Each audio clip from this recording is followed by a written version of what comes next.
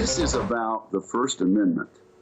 And if this doesn't send a chill up the spines of people, our left-wing friends who wanted to defend the First Amendment, then it ought to. All right, the Mississippi senator is concerned. Be careful what you wish for here, because the same groups that are praising some of these high-tech social media firms like Twitter and a host of others, all but shutting down Donald Trump. In fact, that's essentially what they've done. The same could happen to them. In fact, that was a point of view echoed by no less than Pat Dorsey, the head of Twitter himself, that this is now bigger than Donald Trump. Josh Blackman joins us right now, the constitutional lawyer, much more. Josh, what do you make of that we have opened up a can of worms here by targeting, that is, the social media companies? Anything Donald Trump was saying, anything his sympathizers or supporters are saying, and that be careful, because the same could happen to someone else. I think it's a huge deal to deplatform the president of the United States. In the past, Twitter has put these little flags on Trump's tweets saying they were inaccurate. But now President Trump has no way to actually reach the free world.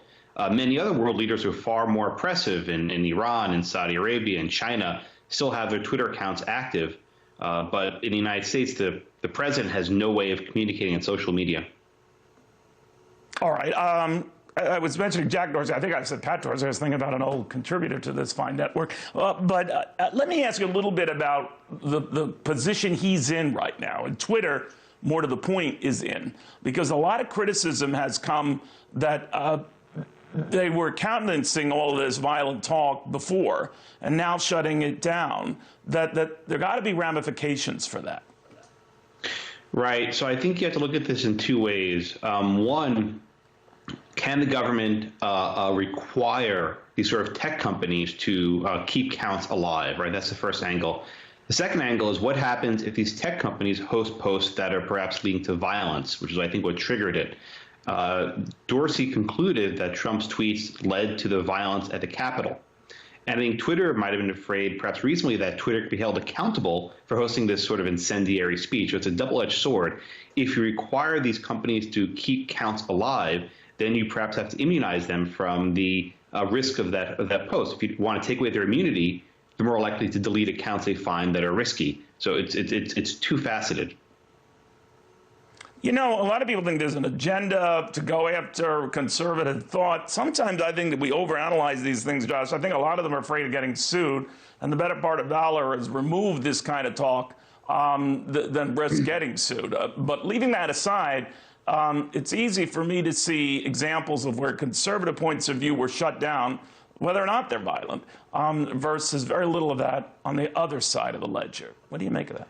Yeah, I think there's certainly a double standard. A lot of these companies have these sort of pressure mobs that people lobby them. They tell their business to cut up advertising on Twitter. And I think at a certain point, these companies recognize that there's a bigger risk to leaving conservative speech than to leaving liberal speech. So there's definitely a double standard here. I just don't know if government is something that can fix that double standard without perhaps making things worse. Do you think part of this, though, is on the part of some of these social media companies, we want to curry favor with Democrats who now have the run of the table in Washington. They control the White House, the Senate, the House. And you don't want to do anything to tick them off, and not that this will ease the talk of breaking some of these guys up because they got too big for their britches and all, but that this might have been a motivation. What do you think?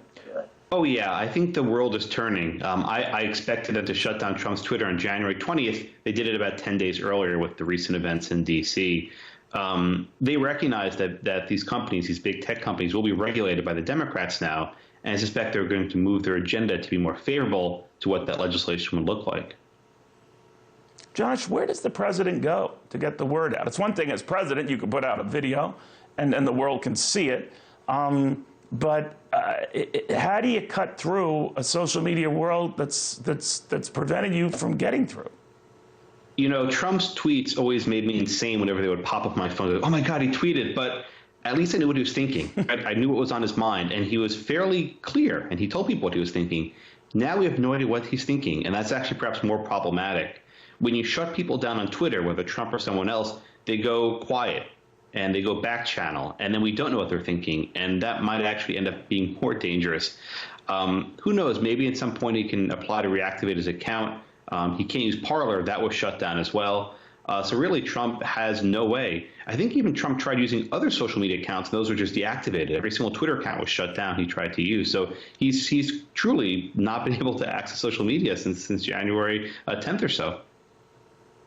Real quickly, do you think Joe Biden will be using social media much, Twitter, any of that, as much? Oh, very lightly, perhaps with a moderated tweets crafted by a committee of 100 people. I don't think it'll be sort of off-the-cuff stuff that Trump did.